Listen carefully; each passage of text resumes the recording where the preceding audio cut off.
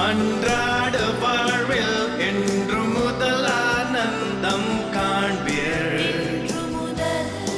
என்று முதல் மனதில் எங்கும் சாந்தி நிலவட்டும். மாறுவதற்கு நேரம் இதுவே, சாதித்து காட்டும் நேரம் இதுவே. என்று காண்பீர் அன்றாட வாழ்வில் ஆனந்தம். பிதாவே, நீர் கொடுத்த வசனங்களுக்காக நன்றி. அநேகர் வாழ்க்கையில் நல்ல கனிகளை கொடுக்கும் என்று நம்புகிறோம். அதோடு இங்கு கூடியிருப்பவர்கள் அனைவரும் நல்ல திடமான ஒருமுக கவனத்தோடு இருப்பதற்காக நன்றி. இந்த அருகில் எவ்வித இடையூறுகளும் தொந்தரவுகளும் இருக்கக்கூடாது. ஆமென். கருகினாலும் கசப்பில்லை என்ற தலைப்பில் ஒரு தொகுப்பை வழங்கிக் கொண்டிருக்கிறேன். இதில் நம் வாழ்வில் நடக்கும் பல்வேறு காரியங்களை பற்றி குறிப்பிட்டுள்ளேன். வித்தியாசமான, நியாயமற்ற, தீங்கான, துர்பாக்கியமான, நேர்மையற்றவைகளை பற்றியும் தான். நாம் மக்களை பற்றியும் அவர்களோடு உள்ள உறவு முறைகளை பற்றியும் நிறைய பேசியுள்ளோம். அதோடு அவர்கள் எப்படி நம்மை காயப்படுத்தினார்கள், அதில் நமக்கு எப்படி வாய்ப்புள்ளது. எல்லோரும் சொல்லுங்கள், வாய்ப்பு. இது மிக முக்கியம் என்று நினைக்கிறேன். இதை கவனியுங்கள். அநேக சமயம் நாம் இப்படி யோசிக்கிறோம், என்னால் என் உணர்வுகளை எதுவும் செய்ய முடியவில்லை. சொல்லுங்கள், எனக்கு ஒரு வாய்ப்புள்ளது. இது உங்களுக்குள்ளாகவே இருக்கட்டும். சொல்லுங்கள், எனக்கு ஒரு வாய்ப்புள்ளது. உங்களுக்கு நடந்தவற்றையோ அல்லது நடக்காதவற்றையோ எப்போதும் நீங்களே தேர்வு செய்ய முடியாது. ஆனால் எப்படி நடந்து கொள்ள வேண்டும் என்ற வாய்ப்பு உங்களிடம் உள்ளது. ஒரு காரியத்தை குறித்து உங்கள் மனப்பான்மை எப்படி இருக்க வேண்டும் என்று முடிவு செய்கிற வாய்ப்பு உங்களுக்குள்ளது. நீங்கள் விரும்பினால் வேதம் சொல்வதை நம்பலாம். தேவனை நேசிப்பவர்களுக்கும் அவரால் அழைக்கப்பட்டவர்களுக்கும் எல்லாமுமே நல்லதாகவே நடக்கிறது என்பதை நீங்கள் நம்ப வேண்டும். நீங்கள் தொடர்ந்து ஜெபித்தால் எது நடந்தாலும் அது நிச்சயம் நல்லதாகத்தான் நடக்கும். தேவன் வல்லமை உள்ளவர். அதனால் எந்த தீங்கையும் நன்மையாக மாற்றி போடுவார். சாத்தான் செய்யும் தீங்கை கூட தேவன் நினைத்தால் நன்மையாக மாற்றுவார். ஆனால் நீங்கள் இதை நம்ப வேண்டும். ஒருவேளை நீங்கள் நம்பவில்லை என்றால் நம்பிக்கையற்ற கசப்பாக காணப்படுவீர்கள். நீங்கள் கடந்து வந்த காரியம் எல்லாம் சந்தோஷமாக இருக்க வேண்டிய அவசியம் இல்லை. ஆனால் அதை உங்கள் ஆவிக்குரிய வளர்ச்சிக்காக பயன்படுத்திக் கொள்ளலாம். அதை தேவன் தேடுவதற்காகவும் அவரிடம் செல்லவும் பயன்படுத்திக் கொள்ளலாம். கசப்போடு வாழ்வதை விட மேன்மையாக வாழும் வாய்ப்பை நீங்கள் தான் ஏற்படுத்திக் கொள்ள வேண்டும். இன்றைய போதனையின் தலைப்பு உங்கள் வலிகளை வீணாக்காதீர் என்பது. உங்கள் வலியை வீணாக்குவதில் அர்த்தம் உண்டா? ஒன்று வீணாகாதபடிக்கு எல்லாவற்றையும் அள்ளுங்கள் என்று வேதம் சொல்கிறது. அதனால் உங்கள் வாழ்க்கை துண்டு துண்டாக போய்விட்டாலும் அதை தேவனிடம் ஒப்படைத்துவிட்டு அவர் உங்கள் வாழ்க்கையில் அற்புதங்கள் செய்வதை காணுங்கள். மற்றவர்கள் நம்மை காயப்படுத்தும் போது நாம் எப்படி மேன்மையடைய முடியும் என்பதை குறித்து இன்று நான் போதித்தேன். அதாவது அவர்கள் நம்மை காயப்படுத்தும் போது அதை குறித்து நம் உணர்வுகள் எப்படி இருக்கிறது என்பதில் கவனம் செலுத்த வேண்டும். எது நம்மை காயப்படுத்துகிறது? அப்பொழுது யாராவது நம்மை காயப்படுத்தினால் நாம் சொல்லலாம், இன்று நான் ஒரு முடிவு செய்துள்ளேன், இந்த காரியம் என்னை எவ்வளவு காயப்படுத்தியது என்று நான் அறிவேன், அதனால் நான் மற்றவர்களை காயப்படுத்த மாட்டேன் என்று. இன்று நான் இப்படி இருப்பதையே நம்புகிறேன். ஏனென்றால் என்னால் கட்டுப்படுத்தவே முடியாத ஒருத்தி என்னோடு கூட இருந்தாள். அதுவும் வெகு காலமாக. அவளை விட்டுவிட என்னால் முடியவில்லை. என்னை அவள் கட்டுப்படுத்தி கொண்டிருந்தாள். அவள் என்னை நடத்திய விதத்தில் இருந்து மற்றவர்களை அப்படி நடத்தக்கூடாது என்று கற்றுக்கொண்டேன். சற்றும் நியாயமில்லாத வகையில் நடத்தப்பட்டதை நான் உணரவில்லை என்றால் மற்றவர்களை எப்படி நடத்துவது என்பதை நான் கற்றுக்கொண்டிருக்க மாட்டேன். இன்று நான் இருக்கும் நிலையில் தேவன் என்னை வைக்கப் போவதாக இருந்ததால் மக்களை எப்படி நடத்துவது என்பதை நான் தெரிந்து கொள்வது மிக முக்கியமாக இருந்தது. தேவன் உங்களுக்காக என்ன வைத்துள்ளார் என்பதை நீங்கள் அறிவதில்லை. உங்களுக்காக தேவன் எதை ஆயத்தப்படுத்தி வைத்துள்ளார் என்பதும் தெரிவதில்லை. அதனால் நீங்கள் கஷ்டத்தோடு அனுபவிக்கும் பல காரியங்கள் தேவனிடமிருந்து ஆசீர்வாதங்களை பெறுவதற்கான முன்னேற்பாடாகத்தான் இருக்கும். நாம் வனாந்தரத்தில் தயாராக உள்ளோம். ஆசீர்வதிக்கப்பட்ட பூமிக்கு சென்ற பிறகு நாம் தயாராவது இல்லை. மாறாக அங்கு செல்வதற்காகத்தான் தயாராகின்றோம். வேதம் இப்படி சொல்கிறது. மார்க்கு 1 வசனங்கள் 3 முதல் 5 வரை என்று நினைக்கின்றேன். கர்த்தருக்கு வழி ஆயத்தப்படுத்துங்கள், அவருக்கு பாதைகளை செவ்வை பண்ணுங்கள் என்று வனாந்தரத்தில் கூப்பிடுகிறவனுடைய சத்தம் உண்டாகும். ஆயத்தமெல்லாம் வனாந்தரத்தில் தான் ஆரம்பமாகிறது. நம் பதிலை பொறுத்து வனாந்தரத்தில் நம்முடைய மனப்பான்மை எப்படி உள்ளது என்பதுதான் நாம் அங்கு இருக்க வேண்டிய காலத்தை நிர்ணயம் செய்கிறது என்று நான் நினைக்கின்றேன். ஏனென்றால் எவரும் எகிப்திலிருந்து வெளியேறிய உடனே வாக்குத்தத்தத்தின் பூமிக்குள் போய்விடுவதில்லை என்றே நினைக்கின்றேன். நாம் எல்லோரும் வனாந்தரத்தை கடந்து வரத்தான் செய்கிறோம். சில நம்பிக்கையாளர்கள் இந்த கருத்தோடு ஒத்துப்போவதில்லை. ஆனால் உங்கள் அனுபவங்களுக்கும் நீங்கள் சற்றே கவனம் செலுத்தியாக வேண்டும். எல்லா கஷ்டங்களையும் ஏதோ நம்பிக்கை என்ற பெயரில் நம்மால் கடந்து செல்ல முடியாது. உங்களில் எத்தனை பேர் எல்லாவற்றையும் நம்பிக்கை என்ற பெயரில் கடக்க முடியாது என்று கண்டறிந்துள்ளீர்கள்? எல்லாவற்றையும் கடந்து போகத்தான் நம்பிக்கையை தேவன் தந்துள்ளார் என்பதும் ஒரு காரணம். நாம் எல்லாவற்றையும் பெற்றுக்கொள்ள வேண்டும் என்பதற்காக மட்டுமே அவர் நமக்கு நம்பிக்கையை தருவதில்லை. எல்லாவற்றையும் கடந்து வர, அதுவும் வெற்றி பெறுவோம் என்ற மனப்பான்மையோடு கடந்து வர அதை தந்துள்ளார். அநேகரை கையாள தேவன் பரிசுத்த ஆவியின் வல்லமையை உங்களுக்கு தந்துள்ளார்.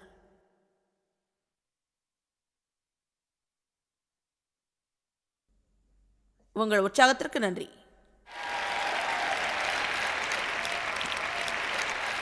அதனால் நான் இன்று உதாரணத்திற்கு யாராவது உங்களை கிண்டல் செய்தால் எப்படி உணர்வீர்கள் என்று கேட்டேன்.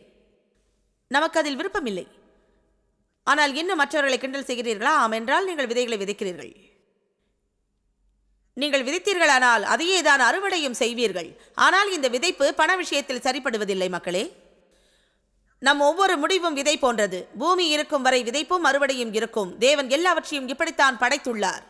நீங்கள் தயவை விதைத்தால் தயவு, நீதியை விதைத்தால் அதையே அறுவடை செய்வீர்கள்.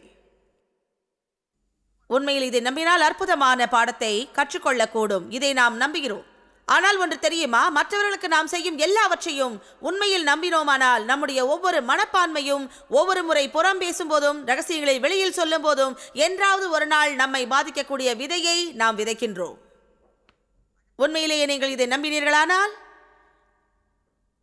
உடனே இப்படி சிந்திக்க ஆரம்பிப்பீர்கள். நான் எப்படி நடத்தப்பட வேண்டும்? நான் மற்றவர்களை எப்படி நடத்த ஆரம்பிக்க வேண்டும் என்றே நினைப்பீர்கள். மற்றவர் உங்களிடம் நேசத்தோடு பழக ஆசைப்பட்டால் நீங்களும் நேசத்தோடு பழக ஆரம்பியுங்கள். நான் யார் கூட சட்டுன்னு பழகிட மாட்டேன். சாக்குப்போக்கு சொல்லாதீர்கள். நாம் எல்லோரும் சாக்குப்போக்கு சொல்வதுண்டு. கண்ணுக்கு தெரியவில்லை என்றாலும் நாம் அதனோடு இருக்கின்றோம். நாம் எதையும் செய்ய விரும்பாத ஒவ்வொரு முறையும் சாக்குப்போக்கு சொல்கிறோம். நாம் அடிக்கடி சொல்வது எதுவென்றால், ஐயோ அது ரொம்ப கஷ்டம், ரொம்ப கஷ்டம். சமயத்தில் வாழ்க்கையை கஷ்டமாக இருந்தாலும் அந்த கஷ்டங்களை எதிர்கொள்ளும் பக்குவத்தை தேவன் தந்தருள்வார். யாராவது உங்களை திடப்படுத்தி உற்சாகப்படுத்தி உங்களை வளர்த்து பரிசுகளை தந்தால் எப்படி உணர்வீர்கள்? நல்ல அனுபவம். உணர்வுகளின் மூலம் கற்றுக்கொள்ளுங்கள். மற்றவர்களுக்கு செய்யக்கூடியதும் கூடாததையும் தெரிந்து கொள்ளுங்கள். சொல்லுங்கள் ஆமென். தவறாக குற்றம் சுமத்துவதும் அப்படி குற்றம் சுமத்தப்படுவதையும் நாம் அதை விரும்பாததையும் பற்றி பேசினோம்.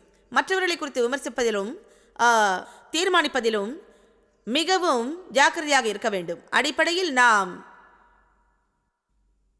இதை பற்றித்தான் இந்த நிகழ்ச்சியில் பேசிக்கொண்டு இருந்தோம். உங்களோடு பிரச்சனை உள்ள ஒருவர் அதை உங்களிடம் சொல்லாமல் மற்றவரிடம் சொன்னால் எப்படி உணர்வீர்கள் என்பதை பற்றி பேசினேன். என்னோடு ஏதாவது பிரச்சனை என்றால் அதை பற்றி ஏன் என்னிடம் பேசாமல் உள்ளீர்கள்? ஆனால் எதையும் எதிர்க்கவும் இஷ்டம் இருப்பதில்லை. நம் அந்தரங்க வாழ்வில் கூட மற்றவர்களை குறித்த கருத்துக்களை, அதுவும் தவறான கருத்துக்களை நாம் கொண்டிருக்கக்கூடாது என்று சொல்லுவேன். மத்தேயு 7ஆம் அதிகாரம். இன்று மத்தேயு 7ஆம் அதிகாரத்தின் முதல் 14 வசனங்களை பார்ப்போம். நீங்கள் குற்றவாளிகள் என்று தீர்க்கப்படாத படிக்கு மற்றவர்களை குற்றவாளிகள் என்று தீர்க்காதிருங்கள். விதைப்பதை பற்றி பேசிக் கொண்டிருக்கிறோம் இல்லையா? ஏனென்றால் நீங்கள் மற்றவர்களை தீர்க்கிற தீர்ப்பின்படியே நீங்களும் தீர்க்கப்படுவீர்கள். நீங்கள் மற்றவர்களுக்கு அளக்கிற அளவின்படியே உங்களுக்கும் அளக்கப்படும். மாய் மாய் மாய். பாருங்கள், இன்று நேர்மையாக இருப்பதை பற்றி சிந்திப்போம். யாராவது உங்களிடம் எதையாவது கூறி வேறு யாரிடமும் இதை சொல்லாதே என்று சொல்லிய பிறகு உங்களால் அப்படி இருக்க முடியாவிட்டால் அதை ஒப்புக்கொண்டு தேவனை நோக்கி ஜெபியுங்கள். நீங்கள் புறம் கூறுபவராக இருந்தால் ஒப்புக்கொள்ளுங்கள். ஒன்றுமே தெரியாத மாதிரி உட்கார்ந்துருக்கீங்க. இந்நிகழ்ச்சியில் கலந்து கொள்ளாதவர்களுக்காக போதிக்க நான் அனுப்பப்படவில்லை, ஆனால் உங்களுக்காக அனுப்பப்பட்டேன். ஒன்று தெரியுமா, என் ஒவ்வொரு அடியும் தேவனால் கட்டளையிடப்பட்டவை. ஒருவேளை நீங்கள் எல்லாவற்றையும் கடந்து வந்திருந்தால் அதற்காக உங்களுக்கு எந்தவித சரிகட்டுதலும் தேவையில்லை என்ற அர்த்தம் இல்லை. எல்லாவற்றையும் சரி செய்து கொள்ள வந்திருக்கலாம். எல்லாவற்றையும் நாம் மறந்து விடுவதால் அதை ஞாபகப்படுத்த வேண்டியுள்ளது. மாம்சமானது வலிமையானது. இதை கவனியுங்கள். மத்தேயு 7:3, நீ உன் கண்ணில் இருக்கிற உத்திரத்தை உணராமல் உன் சகோதரன் கண்ணில் இருக்கும் டூத்பிக்கை எடுக்க முயற்சி செய்யும் உனக்கு உன் கண்ணில் இருக்கும் தந்தி கம்பம் தெரியவில்லையா?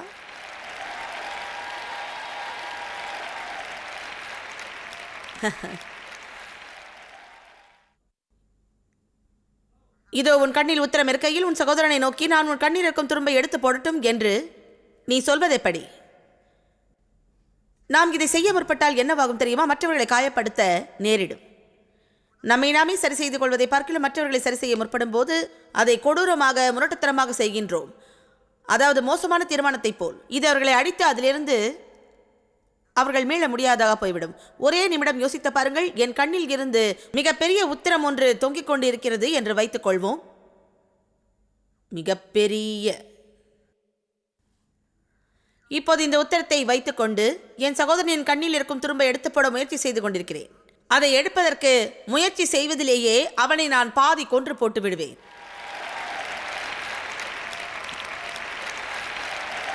இதை என்றாவது ஒரு நாள் உங்களுக்கு உண்மையாக நடித்து காட்ட வேண்டும். அதாவது இதை யோசித்து பாருங்கள். அநேகர் இதைத்தான் செய்து கொண்டிருக்கிறார்கள். நம்மிடம் இத்தனை கஷ்டங்கள் இருக்கும் பொழுது அதில் கவனம் செலுத்தாமல் மற்றவர்களிடம் உள்ள குறைகளை கவனிப்பதில் நமது நேரத்தை செலவிடும்படி சாத்தான் செய்து விடுகிறான். என்னால் அவர்களை மாற்ற முடியாது, ஆனால் நான் எனது வேலையை மட்டும் பார்த்தால் தேவனால் என்னை மாற்றக்கூடும்.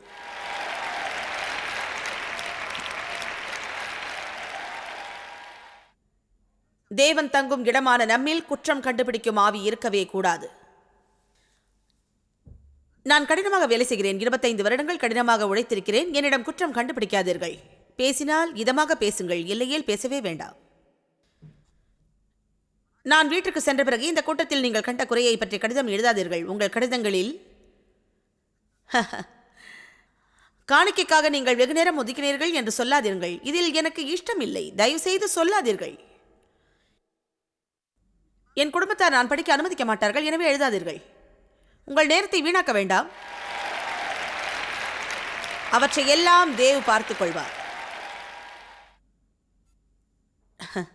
நான் செய்பவற்றில் ஏதாவது மாற்றம் தேவை என்று அவர் உணர்ந்தால், அல்லது ஒருவேளை நான் பார்த்தே ஆக வேண்டிய காரியம் அதில் அநேகம் இருந்தால், கண்டிப்பாக அந்த கடிதங்களை என்னோடு சேர்ந்து பகிர்ந்து கொள்வார்கள்.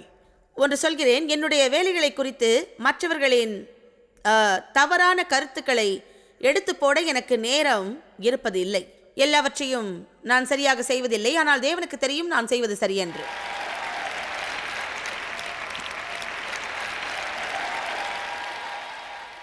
ஆதலால் உங்கள் ஆயர்களுக்கும் ஒரு இடைவெளி கொடுங்கள். ஒவ்வொரு ஞாயிற்றுக்கிழமையும் மதிய உணவிற்காக அழைக்காதீர்கள்.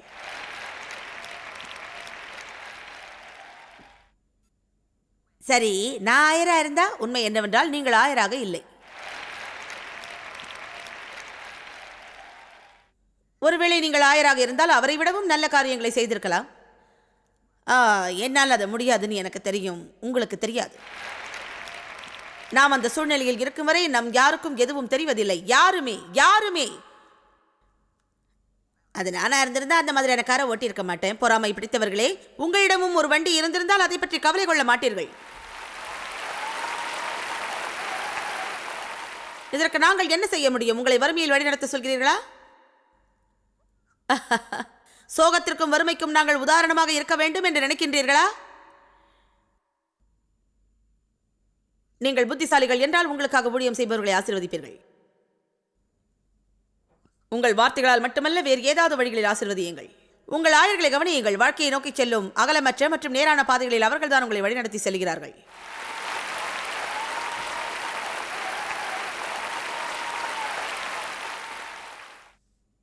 சென்ற வாரம் கொடூரமான சிலவற்றை கேள்விப்பட்டேன்.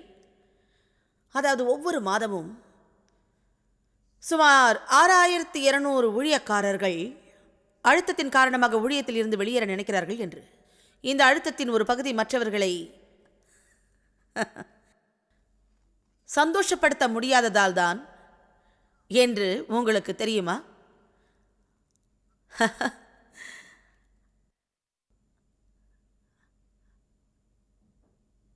அதை அவங்க செய்யணும்னு ஆசைப்படுறேன், அதை செய்யணும்னு ஆசைப்படுறேன், ஆசைப்படுறேன், ஆசைப்படுறேன். உங்களிடம் ஒரு கேள்வி கேட்க ஆசைப்படுகிறேன். அவர்கள் யார்? அவர்கள் செய்ய வேண்டும் என்று ஆசைப்படுகிறீர்கள். அவர்கள் யார் என்று நான் சொல்கிறேன். அவர்கள் நீங்கள் தான்.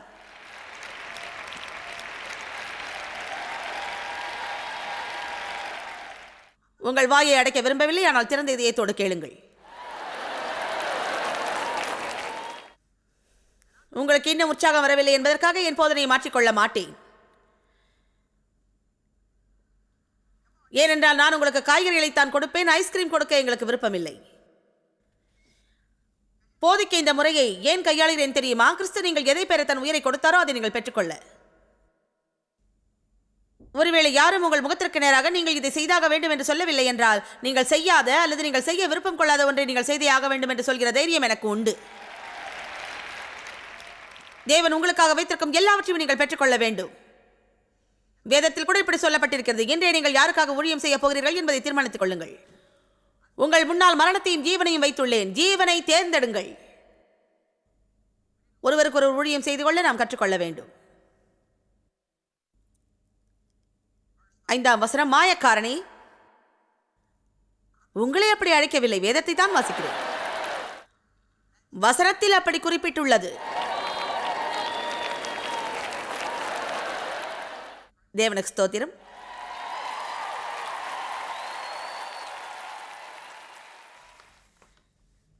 தொலைக்காட்சியில் நிகழ்ச்சியை பார்த்துக் கொண்டிருக்கும் எல்லோருக்கும் வணக்கத்தை தெரிவித்துக் கொள்கிறேன். உங்களை நேசிக்கிறேன். நிகழ்ச்சியை தொடர்ந்து பாருங்கள். நாங்கள் உங்களை நேசிக்கிறோம். நீங்கள் தான் எங்களுக்கான ஆசீர்வாதம். மாயக்காரனே, முன்பு உன் கண்ணில் இருக்கிற உத்திரத்தை எடுத்து போடு, பின்பு உன் சகோதரன் கண்ணில் இருக்கிற துரும்பை எடுத்து போட வகை பார்ப்பாய்.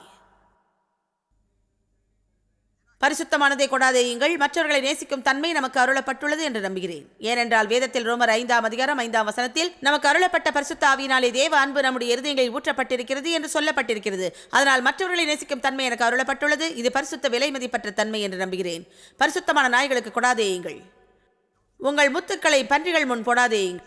போட்டால் தங்கள் கால்களால் அவைகளை மிதித்து திரும்பிக் கொண்டு உங்களை பீறி போடும். இந்த வசனத்தை வாசிக்கும் போது பொருள் மாறுவதாகத்தான் எண்ணுகிறோம், ஆனால் மாறுவதில்லை என்றுதான் சொல்வேன். இதுவே 14ஆம் வசனம் வரை தொடர்கிறது என்று நினைக்கின்றேன். ஏனென்றால் மத்தேயு 7:7 இப்படி சொல்கிறது, கேளுங்கள் அப்பொழுது உங்களுக்கு கொடுக்கப்படும், தேடுங்கள் அப்பொழுது கண்டடைவீர்கள், தட்டுங்கள் அப்பொழுது உங்களுக்கு திறக்கப்படும். ஏனென்றால் கேட்கிறவன் எவனும் பெற்றுக்கொள்கிறான், தேடுகிறவன் கண்டடைகிறான், தட்டுகிறவனுக்குத்தான் கதவு திறக்கப்படும். ஆமாம், எதை குறித்து நாம் கேட்க வேண்டும், தேட வேண்டும், தட்ட வேண்டும்? இதை எல்லாவற்றையும் குறித்து நாம் தேவனை தேட வேண்டும் என்று நினைக்கிறேன். அதாவது மற்றவர்களை கட்டுப்படுத்தாமல், விமர்சிக்காமல், மக்களையே பொறுக்கி எடுக்காமல், மக்களை மேலோட்டமாக பார்க்காமல், அவர்களை குறித்த உண்மைகளை மட்டுமே பார்ப்பதோடு மற்றவர்களுக்கு எப்படி உதவி செய்வது என்பதை பரிசுத்த ஆவியானவரிடமிருந்து கற்றுக்கொள்ளலாம். நாம் ஜெபம் பண்ணும்போது தேவைகளுக்காக அதிகமாக ஜெபிக்கிறோமே தவிர ஆவிக்குரிய வழிகளில் நமது செயல்பாட்டை மாற்றிக்கொள்வதற்காக அல்ல. தேவனையும் அவருடைய நற்குணங்களையும் தான் நாம் முதலில் தேட வேண்டும் என்று வேதம் சொல்கிறது. மற்றவர்களை நடத்தும் விதம் கூட நற்குணங்களின் ஒரு பகுதியாகும். மற்றவர் உங்களை நன்றாக உபசரிக்க ஆசையா? உண்மையில் அவ்வாறு ஆசைப்படுகிறீர்களா? இதற்கு நீங்கள் என்ன செய்ய வேண்டும் தெரியுமா? ஒரு சுற்றுப்பயணத்தை மேற்கொள்ள வேண்டும். வேத பாடசாலையில் சேர்ந்து பரிசுத்த ஆவிக்குரிய பாடங்களை பயில வேண்டும். இதுவும் மற்றவர்களை நடத்தும் விதத்திற்காக. ஏனென்றால் நீங்கள் மற்றவர்களை நடத்தும் விதத்தில் தான் நீங்களும் நடத்தப்படுவீர்கள். மிகப்பெரிய ரகசியம் ஒன்று வேதத்தில் உள்ளது. நாம் விரும்புவதை விட்டுக் கொடுத்தால் அது நம்மை தேடி வரும். கேலியாக உள்ளதா? உங்களுக்கு விருப்பமானதை கொடுத்து விடுங்கள், அது உங்களை தேடி வரும். நீங்கள் புன்னகைத்தால் அவர்களும் உங்களை பார்த்து புன்னகைப்பார்கள். ஆனால் சிலர் உங்களை பார்த்து சந்தேகப்படலாம். என்ன பார்த்து இவன் எதுக்காக சிரிக்கிறான்? பரிசுகளை கொடுங்கள், பெற்றுக்கொள்வீர்கள். தயவு காட்டுங்கள், தயவாக நடத்தப்படுவீர்கள். நீதியோடு நடத்துங்கள், அப்படியே நடத்தப்படுவீர்கள். தவறாக இருந்தால் அதே மனப்பான்மை உள்ளவர்களை ஈர்ப்பீர்கள்.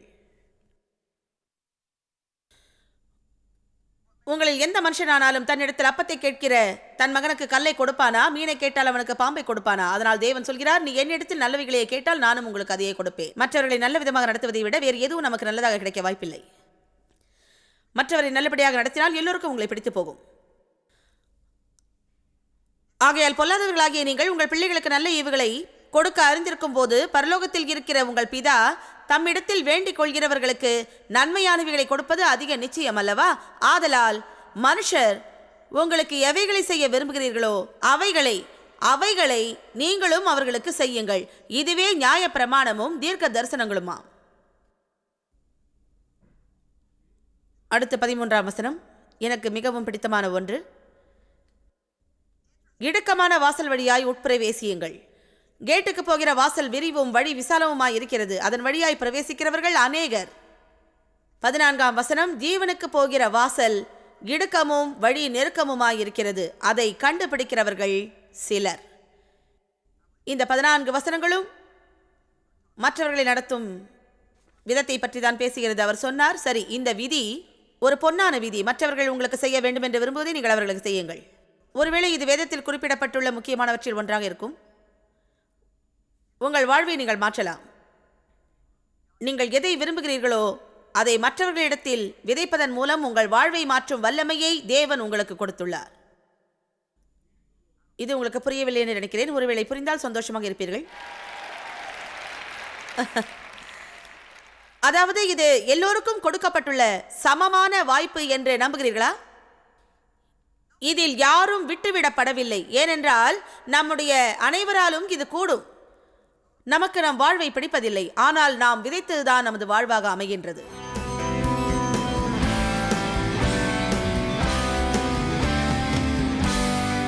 மற்றவர்களுக்கு உதவி செய்ய உங்கள் அனுபவங்களை பயன்படுத்த வேண்டும் என்று தெரியுமா? நீங்கள் பாடுகளுக்கு மத்தியில் கற்றுக்கொண்ட பாடங்களை உங்கள் வாழ்க்கைக்கு பயன்படுத்துவதோடு மட்டுமல்லாமல் அதை மற்றவர்களுக்கு உதவும்படியாகவும் மாற்ற வேண்டும். நமக்கு நேரிடுவதை எந்நேரமும் நம்மால் தடுக்க இயலாது, ஆனால் தவறான சூழ்நிலைகளில் நம்முடைய செயல்பாடுகளை மாற்ற முடியும். பல சமயங்களில் நாம் சோதனைகளை கடக்க நேரிடும், ஆனால் அதையே நினைத்து கொண்டிருந்தால் நாம் அதிலிருந்து எதையுமே கற்றுக்கொள்ள முடியாது. இன்று நீங்கள் கேட்ட போதனையைப் போல ஒன்றை கேட்ட பிறகு நிகழ்ச்சியை பார்த்து கொண்டிருக்கும் அநேகர் உடனடியாக ஜெபம் செய்து மற்றவர்களை மன்னிக்க வேண்டும், எதிர்ப்பை கைவிட வேண்டும், கசப்புத்தன்மையை கைவிட வேண்டும். இதை நீங்கள் ஒரு முடிவுடனேயே செய்ய வேண்டும். ஏனென்றால் நீங்கள் நல்லவைகளை செய்ய வேண்டும் என்று உணரும் போதே அவற்றை செய்துவிட வேண்டும். தவறாக நீங்கள் ஒன்றை உணர்ந்தாலும் நல்லதையே செய்யலாம். இன்றே ஒருவித ஜெபத்தில் உங்களை வழிநடத்த உள்ளேன். பிறகு உங்கள் பகைவர்களுக்காக தேவனிடத்தில் ஜெபிக்க உங்களை உற்சாகப்படுத்த போகின்றேன். வேதம் சொல்வதை செய்யுங்கள். அவர்களை குறித்து தவறாக பேசாதீர்கள். தவறாக நினைக்கும் விதத்திலும் பேசாதீர்கள். தேவன் அவர்களை ஆசீர்வதிக்குமாறு ஜெபியுங்கள். அதோடு அவர்களை ஏற்ற விதத்தில் தேவன் கையாளுவார். உங்களுக்குள் புத்துணர்ச்சியும் புதுமையும் உள்ளது. அது உங்களுக்கு மிகுந்த சந்தோஷமும், அதோடு உங்களை கஷ்டப்படுத்தியவர்களை நீங்கள் தேவன் கையில் ஒப்படைக்கவும் உதவி செய்யும். வாருங்கள், ஜெபம் செய்வோம். எங்கள் பரமபிதாவே, ஏதாவது ஒரு காரணத்திற்காக யார் மீதாவது மன்னிக்க முடியாத நிலையிலும் மனக்கசப்போடும் கோபத்தோடும் இருக்கின்றவர்கள் இந்நிகழ்ச்சியை பார்த்து கொண்டிருக்கும் அப்படிப்பட்ட மக்களை நீர் தொட வேண்டும். ஆண்டவரே, இந்த பழக்கங்களில் இருந்து விடுபடுவது கடினம் என்றாலும் நீர்தாமே இறங்க வேண்டுமாய் நான் ஜெபிக்கின்றேன். அவர்கள் இருதயத்தின் ஆழத்தை தொட்டு அவர்களுடைய காயங்களையும் மனப்புண்களையும் ஆற்ற வேண்டும் என்று உங்களை கேட்கிறேன். உம்முடைய வல்லமையினாலே இப்பொழுதே இந்த கணமே சுகப்படுத்த வேண்டும் என்று ஜெபிக்கின்றேன். நன்றி ஆண்டவரே, வேதனைகளை கிருபையாய் நீக்கியதற்காக நன்றி. அது மட்டுமல்ல, இவர்கள் மீது வீணாய் பழி சுமத்துவோருக்காகவும் ஜெபிக்கின்றேன். அவர்கள் அதை நிறுத்திக் கொள்ள அருள் புரியும். இவர்களுக்கு நியாயத்தை கட்டளையிடுவீர் என்று விசுவாசிக்கின்றேன். அவர்கள் அனுபவித்த கஷ்டங்களை விட 2 மடங்கு ஆசீர்வாதங்களை தருவதற்கு உங்களை கேட்கின்றேன். இயேசு கிறிஸ்துவின் நாமத்தில் ஆமென். இது உங்களுக்கு ஒரு நல்ல தொடக்கமாக இருக்கும் என்று நம்புகின்றேன். மீண்டும் சந்திப்போம். நீங்கள் அறிந்திருப்பதை காட்டிலும் ஜாய்ஸ் மேயர் ஊழியங்களில் நீங்கள் மிக முக்கியமானவர்கள். இந்த உலக ஊழியத்தை சாத்தியமாக்குவதற்காய் உங்களை பாராட்டுகிறோம். நண்பர்களுக்கும் பங்காளர்களுக்கும் நன்றி கூறுகிறோம். நாம் இணைந்து பசித்தோர்க்கு உணவும் ஏழைக்கு உடையும் தேசங்களுக்கு நற்செய்தியும் வழங்குகிறோம். உங்கள் ஜெப வேண்டுதல்களை பகிர்ந்து கொள்ள, ஆதாரங்கள் குறித்து மாநாட்டு விவரங்கள் காண, உலகமெங்கும் கிறிஸ்துவின் அன்பை பகிர்ந்து கொள்ள எங்களுடன் பங்காளர்களாக எங்களை தொடர்பு கொள்ளுங்கள் அல்லது jmmindia.org லாக் ஆன் செய்யுங்கள்.